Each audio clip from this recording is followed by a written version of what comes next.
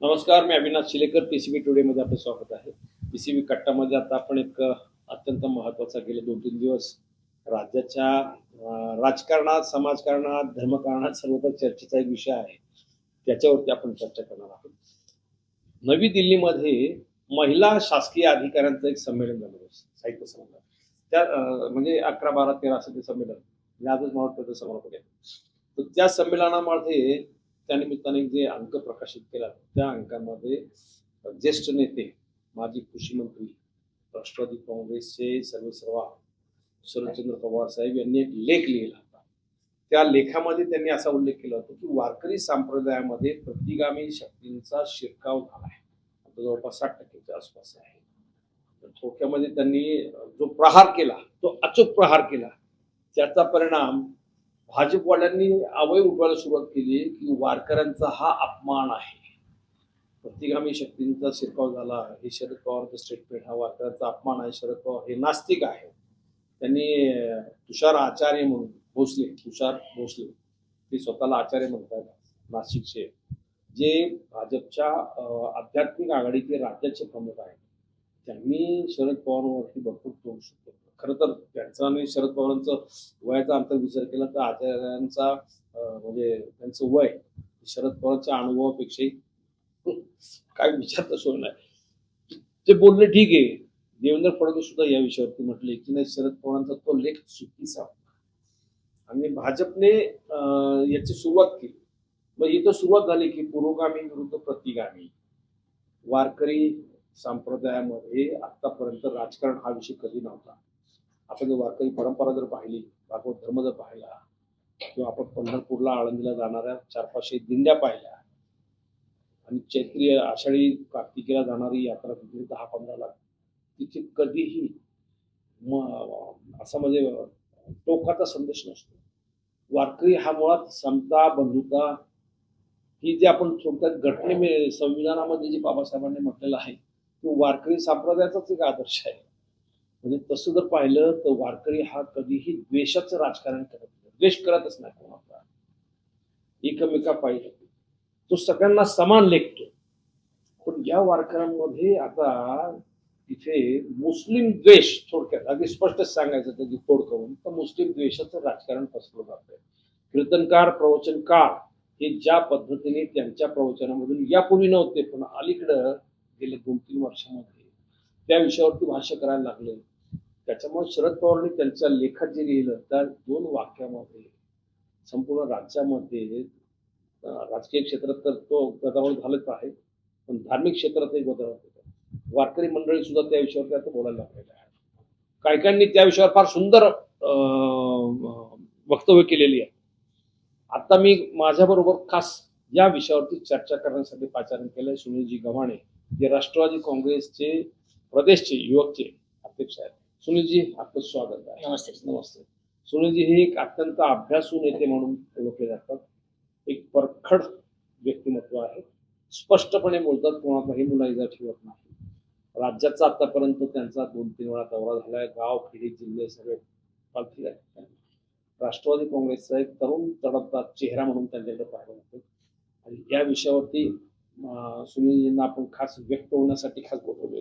सुनील, मला पहिले सांगा, याच्यामध्ये वारकरी संप्रदायाचा अपमान झाला आहे का? शरद पवार साहेबांनी दिल्लीमध्ये जे काही निमित्ताने पुस्तकात म्हटलेलं आहे, जो लेख आहे, त्या लेखामध्ये काही चुकीचं आहे असं वाटतं का? म्हणजे आता तुम्ही तर नाहीच म्हणणार का, तुम्ही प्रवक्ते म्हणा, परंतु शरद पवार साहेबांनी जे बोललेलं आहे त्याच्यामध्ये कितपत तथ्य आहे? नाही, असं आहे की पवार साहेब जेव्हा कुठलेही वक्तव्य करतात तेव्हा त्याच्यामध्ये तथ्य असल्याशिवाय पवार साहेब बोलत नाही. भारतीय जनता पक्ष आणि पवार साहेबांचं राजकारण याच्यामध्ये हाच मूळ फरक आहे. आणि पवार साहेबांनी जे वक्तव्य केलं ते अतिशय योग्य आहे आणि आजच्या परिस्थितीला लागू होणार आहे आणि त्याच्यामध्ये प्रचंड सत्यता आहे. म्हणूनच भारतीय जनता पक्षाची पेलावळ वेळातून बाहेर येऊन आरडाओरडा करायला लागली. पवार साहेबांनी काय सांगितलं? पवार साहेबांनी सांगितलं की समतावादी वारकरी संप्रदायामध्ये विषमतावादी धर्मांध शक्तीचा शिरकाव झालेला आहे. आता धर्मांध शक्ती या कोणाला लागू होतात? त्या काही फक्त हिंदू धर्माला लागू होत नाही. धर्मांध हा शब्द सगळ्या धर्माला लागू होतो. आणि धर्मांध शब्द म्हणजे काय, तर धर्माच्या पाठपुरावा किंवा धर्माचा एक प्रकारे अनुसरण करत असताना तुम्ही अंधपणे करता. धर्मांध धर्मा हा तर ती अंधभक्ती नको, आंधळ अनुकरण करणं, आंधळ अनुकरण करणं म्हणजे धर्मांधपणा आहे असं त्याच्यामध्ये आहे. आणि हाच प्रतिगामी आणि पुरोगामी विचाराचा बेस आहे.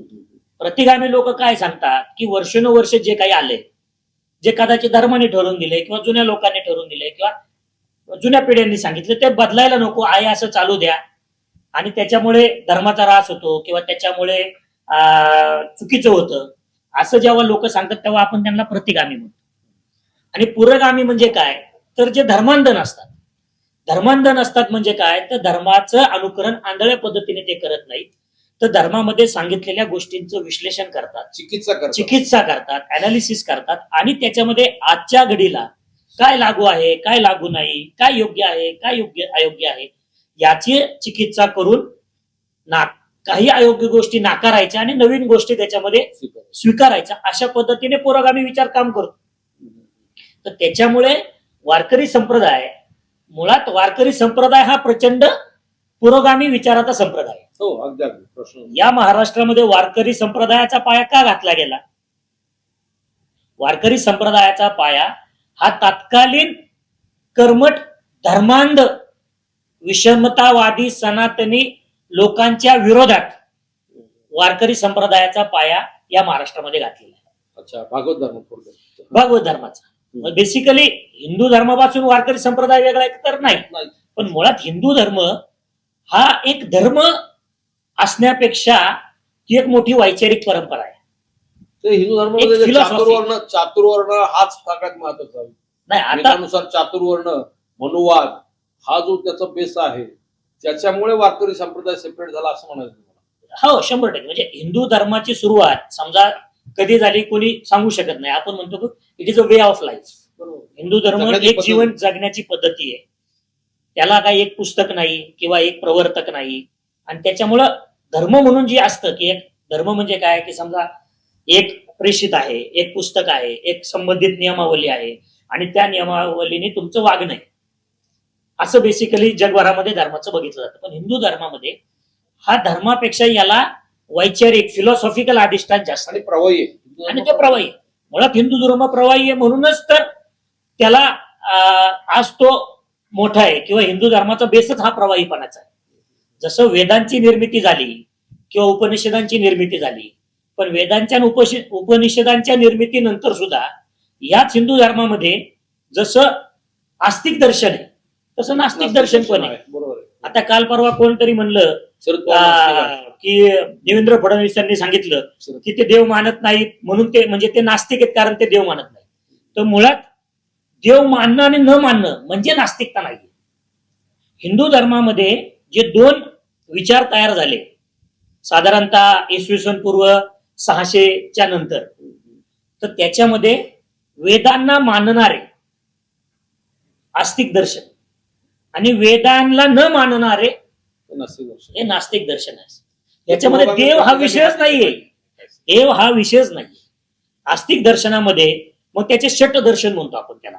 सांख्य दर्शन आहे, योग दर्शन आहे, पतंजलींनी योग दर्शन सांगितलं, न्याय दर्शन आहे, त्याच्यानंतर तुमचा वैशेषिक दर्शन आहे. महर्षी कनाद यांनी वैशेषिक दर्शनामधून सांगितलं अणुची सगळ्यात पहिला सिद्धांत कोणी मांडला तर महर्षी कनादांनी मांडला, ते वैशेषिक दर्शनात सांगितलं.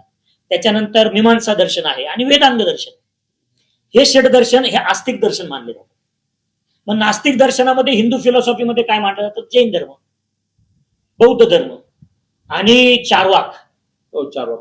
चार्वाक हा म्हणजे ती एक परंपरा आहे. तर ती वेदांना नाकारणारी बंडखोरी सगळी जी केली चार्वाकांनी. वारकरी संप्रदाय हा बंडखोरीचंच प्रतीक आहे. बंडखोरीचंच प्रतीक आहे. संत तुकाराम महाराजांचे अभंग जर पाहिले आपण तर बोंदुगिरीवरती त्यांनी प्रहार केला, अंधश्रद्धेवर प्रहार केला. त्यांच्या 3,500-4,000 अभंगामध्ये आपण काही निवडक अभंग असे जर पाहिलेले तर त्याच्यामध्ये स्पष्टपणे तुकाराम महाराजांनी ज्या लोकांना बदलून सांगितलं ना, कर्म करून म्हणतीस अंगा लावून या राख, डोळे झाकून करती पाप. म्हणजे काय की हिंदू फिलॉसॉफीमध्ये मग आज तुम्ही जैन धर्माला नाकारणार का देवेंद्र फडणवीस? किंवा तुम्ही बौद्ध धर्माला नाकारणार का? तुम्ही चारवाकाला नाकारणार आहात का? जर तुम्ही आज पवार साहेबांनी केलेल्या हिंदू वाक्यावर धर्म या सगळ्या गोष्टीमुळे संकुचित होत जातोय का? मुळात हिंदू धर्माचं सगळ्यात जास्त नुकसान कोणी केलं असेल हिंदुत्वादी तर ते हिंदुत्ववादी लोकांनी हिंदू धर्माचं सगळ्यात जास्त नुकसान केलं. कारण जो धर्म हे विश्वची माझे घर, जो धर्म प्रेम, सत्य, अहिंसा, सर्व धर्म समभाव या विचारांवर आधारित आहे, त्या धर्माला संकुचित करून एका डब्यामध्ये टाकण्याचं काम जर कोण करत असेल तर ते आत्ताचे हिंदुत्ववादी करतात. हे आज नाही करत, हे वर्षानुवर्ष चालू आहे. आणि या वर्षानुवर्ष हिंदू धर्माला संकुचित करून एका ठराविक लोकांच्या सांगण्यामध्ये, कर्मकांडामध्ये अडकवण्याचा प्रयत्न इसवी सनाच्या पूर्वीपासून चालू आहे. वेद आणि उपनिषदांच्या निर्मिती झाल्यानंतर लगेचच त्याची सुरुवात झालेली. आणि आपण जास्त मागे जायला नको. आपला त्याच्यामध्ये विषय वारकरी संप्रदाय, कारण का वारकरी संप्रदाय हा भक्ती संप्रदाय. वारकरी संप्रदायाच्या अगोदर महाराष्ट्रामध्ये किंवा संबंध भारतामध्ये 7व्या-8व्या शतकाच्या दरम्यान दक्षिण भारतामध्ये आल्वार आणि न्याय ज्ञान असं काहीतरी नाव आहे, मला एक्झॅक्ट आठवत नाही, पण विष्णूची भक्ती करणारे आणि शिवाची भक्ती करणारे हा एक पंथ, हा एक पंथ उदयास आला. त्यांनी भक्ती मार्गाचा स्वीकार केला. वारकरी संप्रदाय हा वैष्णव पंथ. मुळात कर्मकांडांपासून दूर होऊन देखील ईश्वरापर्यंत पोहोचता येतं किंवा ब्रह्मसत्यापर्यंत पोहोचता येतं हे सांगणारा भक्ती मार्ग. आजच्या हिंदुत्ववाद्यांना तो भक्ती मार्ग नको.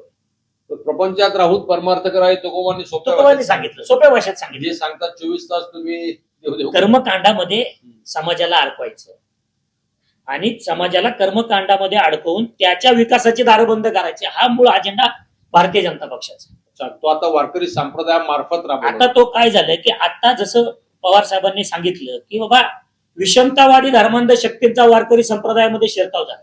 वारकरी संप्रदाय हा समतावादी संप्रदाय, समतावादी, प्रेम शिकवणारा आहे, सर्व धर्म समभाव सांगणारा संप्रदाय. वारकरी संप्रदायामध्ये त्या काळामध्ये शेख महबदांसारखा एक मुस्लिम संत पण होऊन गेला. मग त्या काळी काय वारकरी संप्रदायांनी त्याला नाकारलं का? मुळात वारकरी संप्रदायामध्ये सगळं संत परंपरा पाहिली आपण. मुस्लिम द्वेष हा त्याच्यामध्ये कुठेही दिसत नाही. मुळात वारकरी संप्रदायाची सुरुवात जी झाली 12व्या शतकामध्ये, संत ज्ञानेश्वर, संत नामदेवांपासून वारकरी संप्रदायाची सुरुवात झाली. तर ज्ञानदेवे रचला पाया तुका झाला शेकळस, हा वारकरी संप्रदायामध्ये आपण सर्रास म्हणतो. तुकाराम महाराजांपर्यंत हा संप्रदाय हळूहळू शिखरावर पोहोचला.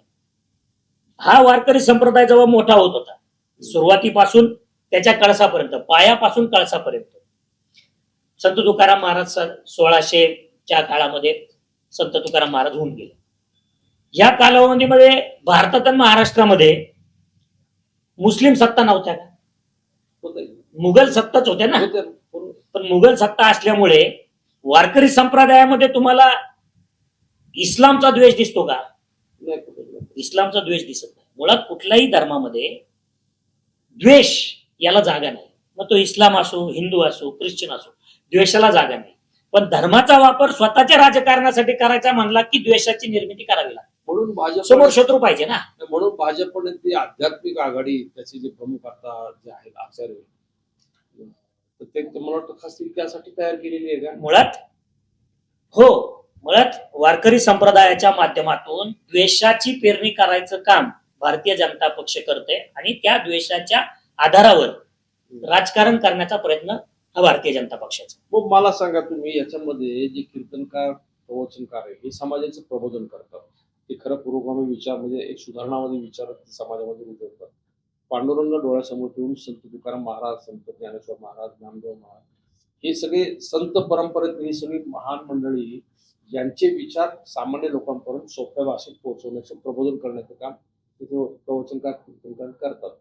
मग आता त्यांच्या बाबतीमध्ये एवढा राग बाळगण्याचं, त्यांच्या बाबतीत पवार साहेबांच्या विधानामधून त्यांच्याविषयीचा राग येतो का बाहेर? नाही, त्यांना त्याच्यामध्ये काही आक्षेप दिसतो की ही मंडळी पूर्वी असं बोलायची ना आता अशी बोलतात? नाही, पवार साहेबांनी एक सत्य सांगितलंय की भारतीय वारकरी संप्रदायावरचं जरी भाष्य असलं ते, तरी मूळ भाष्य काय आहे की भारतीय जनता पक्ष हा वारकरी संप्रदायाच्या माध्यमातून राजकारण करतो. अच्छा. मुळात पुरोगामी विचार काय सांगतो की धर्माच्या आधारावर राजकारण करण्याची गरज नाही, हा मूळ विचार आहे. भारतीय जनता पक्षाचं म्हणणं काय आहे की राजकारणाचा मूळच धर्म आहे. त्यांना एवढं लागण्याचं कारण काय? हाच तर बेसिक विचारातला फरक आहे ना. काँग्रेसी विचारसरणीचे किंवा पुरोगामी विचारसरणीचे लोक असं म्हणतात की राजकारण या राजकारणाचं मूळ धर्म नाही, राजकारणाचं मूळ विकास असावं, राजकारणाचं मूळ सुधारणा असाव्यात, राजकारणाचं मूळ लोकांचे प्रश्न असावेत. हे सोडून राजकारणाचं मूळ हे धर्म आहे आणि धर्मासाठीच राजकारण केलं पाहिजे फक्त, हा विचार भारतीय जनता पक्ष. त्याला वारकरी आणि मग त्याच्यावर जेव्हा पवार साहेब सत्य अधोरेखित करतात तेव्हा हे भारतीय जनता पक्षाची पिलावळ बाहेर येते. शेवटी त्यांच्या अजेंड्याला धक्का बसतो. हा त्याच्यातला मूळ प्रश्न आहे. मग तुम्ही म्हणता आज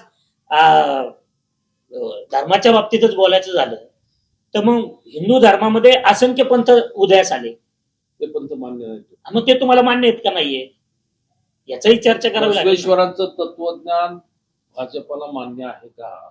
मुळात या असे प्रश्न खरं तुम्ही लोकांनी विचारायला पाहिजे याच्या. आज लिंगायत पंथ असेल, महानुभव पंथ असेल, आर्य समाज आहे, ब्राह्मो समाज आहे, दत्त पंथ आहे, काय नाव शैव आहे, वैष्णव आहे, साक्त पंथ आहे, देवीची पूजा करणारे, असे कित्येक पंथ हिंदू धर्मामध्ये आहे. आणि शेवटी काय आहे, अंतिम हिंदू धर्माची फिलॉसॉफी काय आहे की एक परमब्रह्म आहे आणि या परमब्रह्मामध्ये आपल्याला त्याच्यामध्ये आपण स्वतः त्याच्यामध्ये विलीन झालं पाहिजे. तुम्हाला त्याच्यासाठी हे सगळं उपासना पद्धती आहेत. सुनील, ह्या उपासना पद्धती आहेत, हिंदू ही तुमची जीवन पद्धती आहे.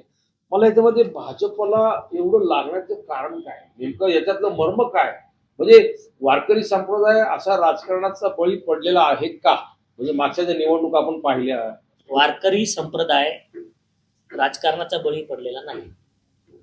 महाराष्ट्रामध्ये जो वारकरी संप्रदाय त्याला ज्ञानोबा तुकोबाची फिलॉसॉफी माहिती, त्यांचे विचार माहिती, त्याच्यानुसार त्याची जीवन पद्धती. प्रॉब्लेम असा आहे की भारतीय जनता पक्ष आपला हिडन अजेंडा वारकरी संप्रदायामध्ये पसरवण्याचं काम करतो आणि तो धर्मांध अजेंडा पवार साहेबांनी उघडून पाडला म्हणून त्यांची तळमळ. अच्छा, एवढंच वर्मी घाव घातलेलं. मग आज त्यांचं जे चाललंय की एक 5, 25, 50 लोकला स्पॉन्सर करून म्हणू आपण संप्रदायामध्ये शिरून चुकीच्या पद्धतीने संप्रदाय सांगण्याचं काम, वारकरी संप्रदाय सांगण्याचं काम ही लोक करतायत. वारकरी संप्रदायामध्ये हिंसा नाही, वारकरी संप्रदायामध्ये परधर्माबद्दलचा द्वेष नाहीये. हे विश्वची माझे घर, पूर्ण जगाला घर मानणारा वारकरी संप्रदाय. जगासाठी पसायदान संत ज्ञानेश्वरांनी मागितलं किंवा पुरुष महिला भेदभाव वारकरी संप्रदायात नाहीये. तर ही फिलॉसॉफी बाजूला सोडून फक्त द्वेष, हिंदू मुस्लिम द्वेष याच्यावर बोलत राहायचं, हे जे चाललेलं आहे त्याच्यावरती पवार साहेब बोललेले विषमतावादी धर्मांध शक्ती. कीर्तनकार प्रवचनकारांना ह्या गोष्टी लक्षात येत नाही का की भाजपचा हिडन अजेंडा आपण राबवतोय, की त्यांच्या लक्षात येत नाही? नाही, मी असं म्हणणार नाही की त्यांच्या लक्षात येत नाही. मगाशी मी जसं म्हणाल की संबंध महाराष्ट्रामध्ये वारकरी संप्रदायामध्ये मानणारी जी काही लोक आहेत किंवा वारकरी संप्रदायावर चालणारी जी काही लोक आहेत त्या लोकांना सगळं माहिती आहे. पण काय झालंय की जाणीवपूर्वक काही लोक आता दहाव्याचं कीर्तन असेल, प्रवचन असेल, एखादं कीर्तन असेल, एखादं वर्ष श्राद्धाचं काहीतरी कार्यक्रम असेल, तर काही जे आपण संत मंडळी बोलवतो किंवा महाराज मंडळी बोलवतो की त्यांनी सांगणं अपेक्षित काय आहे, तर त्यांनी हे सांगणं अपेक्षित आहे की वारकरी संप्रदाय काय, वारकरी संप्रदायाचा भक्ती मार्ग काय, वारकरी संप्रदायाने कर्मकांडाला कसा विरोध केला. तात्कालिक कर्मकांडाला धर्मांध लोकांना वारकरी संप्रदायाने विरोध करून वारकरी संप्रदायाची निर्मिती झाली आणि मग वारकरी संप्रदायाची निर्मिती झाल्यानंतर मानवाला सुख समाधान शांतता मुक्ती ही भक्ती मार्गाने मिळू शकते. त्याच्यासाठी कुठल्याही कर्मकांडाची तुम्हाला गरज नाही. हा विचार सांगण्याचं सोडून फक्त हिंदू मुस्लिम याच्यावरती जर एखादा प्रवचनकार बोलत असेल तर मग तो विचार वारकरी विचार टिकवण्यासाठी त्याच्यामध्ये अशा लोकांची घुसखोरी न होऊन देण्यासाठी हे थांबवणं एक हिंदू म्हणून आमचं काम आहे ना. शेवटी आम्ही हिंदू आहे आणि मग हिंदू धर्म त्याच्या मूळ स्वरूपात राहिला पाहिजे आणि तो प्रवाही राहिला पाहिजे. त्याच्यामध्ये चर्चा झाली पाहिजे, त्याच्यामध्ये वाद विवाद झाले पाहिजे, तो कुंठीत संवाद झाला पाहिजे, तो कुंठित नाही झाला पाहिजे, तो मोजक्या लोकांनी ताब्यात घेतला नाही पाहिजे. आणि हे काम भारतीय जनता पक्ष करते, म्हणून हिंदू म्हणून आमचा विरोध आहे. अच्छा अच्छा अच्छा. असं सरळ हे आहे. परवाचं एक स्टेटमेंट एकत्र फार चांगलं आहे की आता हे वारकरी संप्रदाय हा पक्षांचा आहे की म्हणजे राजकीय पक्षांचा आहे की संतांचा आहे. मुळात आजपर्यंत अशी कुठली आध्यात्मिक आघाडी पक्षामध्ये नव्हती. राजकारण आणि भक्ती उपासना या दोन स्वतंत्र शाखा आहेत. राजकारणामध्ये धर्म आणायचा नसतो. मानवाच्या वैयक्तिक कल्याणासाठी किंवा ब्रह्मस्वरूप होण्यासाठी, ईश्वरापर्यंत पोहोचण्यासाठी उपासना आणि त्या उपासनेच्या माध्यमातून धर्म असं येते. आणि राजकारण हे वेगळं आहे. पण भारतीय जनता पक्षाला धर्माधिष्ठित राजकारण करायचं. पण सुनील मला एक सांगा, आता आपण ही चर्चा बाजूला त्यांचं धर्माधिष्ठित राजकारण हे महाराष्ट्रामध्ये यशस्वी झालं आहे की नाही? लोकसभा, विधानसभा, स्थानिक स्वराज्य संस्था या निवडणुका पाहिल्या तर ते यशस्वी झालेलं दिसतंय. कारण तुम्ही जर पाहिलं तर लोकसभेचे निकाल काय होते, नंतर विधानसभेचे निकाल काय लागले, आता स्थानिक स्वराज्य संस्थांच्या, जिल्हा परिषद, महापालिकांचे निकाल काय लागले. मग धर्माधिष्ठित राजकारण भाजपचा जो अजेंडा आहे तो वारकरी संप्रदायाच्या माध्यमातून तो यशस्वी होतोय असं म्हणता येणार नाही का? यशस्वी पूर्णता होते असं मी म्हणणार नाही. आणि तुम्ही कमी पडताय असं नाही वाटत? नाही नाही, असं आहे त्याच्यामध्ये. म्हणजे मला जे सांगायचं की लोकसभेच्या निकालावर जर आपण राजकीय चर्चा केली किंवा धर्म राजकारणात भारतीय जनता पक्षाने आणलाय त्याचा त्यांना फायदा होतो अशी मूळ आपल्या चर्चेचा जर विषय असेल तर लोकसभेच्या निवडणुकांमध्ये तसं दिसलं नाही. लोकसभेच्या निवडमध्ये 400 पार, आपकी बार 400 पार, त्यांना सगळ्यांना का गुंडाळलं? कारण लोकांनी धर्माचं राजकारण नाकारलं. संविधानावर तुम्ही हल्ला करायला लागले, संविधान बदलायची भाषा करायला लागले. हे जसं सर्वसामान्य माणसाला कळालं तसं भारतीय जनता पक्षाला तोंडावर आपटण्याचं काम याच महाराष्ट्रातल्या आणि भारतातल्या लोकांनी केलं. मग विधानसभेला का? मग विधानसभेला लाडकी बहीण योजना किंवा केंद्रीय शक्तींचा वापर, त्याच्यामध्ये वारकरी संप्रदाय कुठे आला? नाही, वारकरी संप्रदायाने विधानसभेचा जो निकाल आहे तो पलटी केला असं पण म्हटलं जातं. नाही, वारकरी संप्रदायाने केला असं म्हणायला मग ते संप्रदायावर अन्याय केल्यासारखं.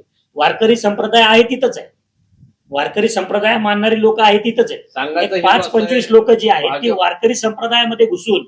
सांगायचा हेतू असा आहे, शरद पवारांचं जे विधान आहे त्या विधानाचा अर्थ आपण थेट विधानसभा निकालामध्ये जर पाहिला तर लोकसभा निवडणुकीला एक निकाल लागतो, विधानसभेला एक लागतो. दरम्यानच्या काळामध्ये संत संमेलन आळंदीला होतं. नंतरच्या काळामध्ये कीर्तनकार प्रवचनकारांच्या माध्यमातून भाजपने त्यांचा हिडन अजेंडा जो आहे तो पसरवला. त्याचा परिणाम म्हणून विधानसभेला निकाल बऱ्यापैकी भाजपच्या फेवरमध्ये गेला. असं काही आहे? नाही, फक्त ते एकमेव कारण आहे असं म्हणता येणार नाही. बाकी म्हणू शकतो. शेवटी राजकारण करताना माणूस वेगवेगळ्या विचारांनी, वेगवेगळ्या कृत्याला वापरून मतदार आपल्याकडे आकर्षित करण्याचा प्रयत्न करतो. निवडणूक आहे, पण त्या वेगवेगळ्या कृत्या लावून मतदारांना आकर्षित करताना धर्माचा वापर करू नये असं राष्ट्रवादी काँग्रेस पक्षाची किंवा पुरोगामी लोकांची भूमिका असते. ती भूमिका कदाचित भारतीय जनता पक्षाची नाही. भारतीय जनता पक्षाला वाटतं की बाकी सगळं सोडून धर्माच्या माध्यमातूनच लोकांचं मतदान आपल्याकडे वळून घेतलं पाहिजे. त्या आधारावर ते राजकारण करतात. मात्र त्याही पलीकडे जाऊन विधानसभेला असंख्य कारण आहेत, त्याच्यावर आपण मागच्या चर्चेत केली की केंद्रीय शक्तीचा वापर त्यातला एक भाग घटक म्हणू शकतो. पण शेवटी या सगळ्या प्रतिगामी शक्ती रोखण्याचं काम हिंदू धर्मातीलच पुरोगामी लोकांना करावं लागेल आणि ते आम्ही करू. पण आता कमी पडतंय असं वाटत नाही का? मग स्थानिक स्वराज्य संस्था निवडणुका झाल्या, जिल्हा परिषद झाल्या, तिथे तुम्हाला अपयश आलं. महानगरपालिका झाल्या, तिथे अपयश आलं. नगरपालिकांच्या निवडणुका झाल्या, तिथे अपयश आलं. मग भाजपचं राजकारण हे यशस्वी ठरतंय? नाही, आता त्याच्यामध्ये असं आहे की ज्याच्याकडे केंद्राची आणि राज्याची सत्ता आहे त्या ठिकाणी स्थानिक स्वराज्य संस्था वळतात. जसं आज पिंपरी चिंचवड महानगरपालिकेमध्ये आपण बघितलं तर लोकांची मानसिकता नाही, पिंपरी चिंचवड महानगरपालिकेतले जे नगरसेवक आहेत ते कोणाचे आहेत? काँग्रेसी आणि राष्ट्रवादी काँग्रेसच्याच विचाराचे लोक आहेत. आज ते तिकडे काय गेले? सत्तेसाठी गेले.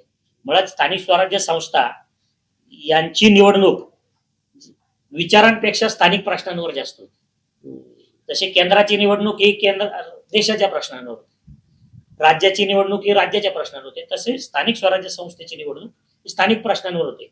त्याच्यामध्ये वैचारिक मुद्दे ते कमी येतात. ते कमी येतात कमी येतात. आणि त्याचा जास्त प्रमाण हे केंद्राच्या आणि राज्याच्या सत्ता जिकडे असते तिकडे लोक किंवा स्थानिक प्रभाव असणारे नेते जातात आणि त्याच्यामुळे त्या निवडणुका होतात. पण त्याचा स्थानिक स्वराज्य संस्थेच्या निवडणुकीवर त्याचा परिणाम झालाय असं मला वाटत नाही. पण भारतीय जनता पक्ष राजकारणामध्ये धर्म आणू पाहतोय, धर्मांधतेचं राजकारण करतोय आणि एकंदरीतच भारताचा जो सेक्युलर बेस आहे तो बदलण्याचा प्रयत्न करतोय. पण ते याच्यामध्ये यशस्वी होतील असं मला काय वाटतं. हा त्यातलाच एक भाग आहे थोडक्यामध्ये. मित्र, आपण पाहिलं की पुरोगामी आणि प्रतिगामी पवार साहेबांचं एक स्टेटमेंट, शरद पवार एक विधान करतात किंवा एखादा शब्द जरी टाकतात कुठेही, तर त्याच्यातून जे वादळ निर्माण होतं त्यातून पुढच्या राजकारणाची दिशा ठरत असते. म्हणजे पवार साहेबांचं साधं वसंत व्याख्यानमालेतलं एक विधान फक्त होतं. त्यावेळेस त्यांनी सांगितलं होतं की मला वाटतं तो काँग्रेसमध्ये जाणार, त्यावेळी ते समाजवादी काँग्रेस त्यांची होती, राष्ट्रवादी काँग्रेस ती आताची 99 नंतरची, त्याच्या पूर्वीची गोष्ट आहे. त्यांनी सांगितलं होतं वसंत व्याख्यानमालेमध्ये, मी एक वेळ हिमालयात तोंडाला काळापासून हिमालयात जाईल परंतु काँग्रेसमध्ये जाणार नाही. त्यावेळी लोकांना प्रश्न पडला काहीतरी गडबड आहे. आणि पवार साहेब नेमके मला वाटतं औरंगाबादच्या आताचा त्यावेळेचा औरंगाबाद आता छत्रपती संभाजीनगर ते काँग्रेसमध्ये राजीव गांधींच्या उपस्थितीमध्ये त्यांचा प्रवेश झाला. पवार साहेबांनी ज्या वेळेस विलासराव देशमुखांची निवडणूक होती त्यावेळेस सुद्धा तसंच करतात. त्यांच्या एका एका शब्दाचा एका एका विधानाचा अर्थ सखोल त्याच्या मागचा गर्भित अर्थ जर काढला ना तो फार गंभीर असतो. राजकारणाचा भाग सोडून द्या, परंतु आता या लेखामध्ये पवार साहेबांनी जो घाव घातलेला आहे त्या निमित्ताने भाजप घायाळ आहे, खऱ्या अर्थाने घायाळ आहे. कारण वारकरी संप्रदाय महाराष्ट्रामधला आपण पाहिला, पंढरपूरला आषाढी कार्तिकीला जवळपास 500 दिंडे येतात, 15 ते 20 लाख वारकरी तिथे असतात. तुम्ही महाराष्ट्रामध्ये घराघरामध्ये टाळकरी वारकरी ज्याला आपण म्हणतो, जो रेग्युलर नियमित वारी करतो, एकादशीचं व्रत सांभाळतो, थोडक्यात उपवास तपास करतो, कर्मकांडावर विश्वास ठेवत नाही जास्त, तो स्वतः म्हणजे जे संतांनी घालून दिलेली परंपरा आहे.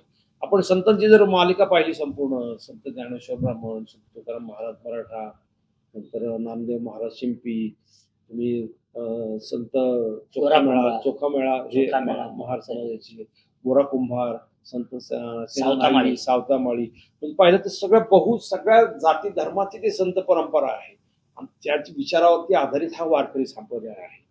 आणि पवार साहेबांच्या बोलण्याचा जो अर्थ आहे, गर्भित अर्थ जो आहे, की हा सगळा वारकरी संप्रदाय हळूहळू बरोबर तो चातुर्वर्णाकडे पुन्हा जातोय.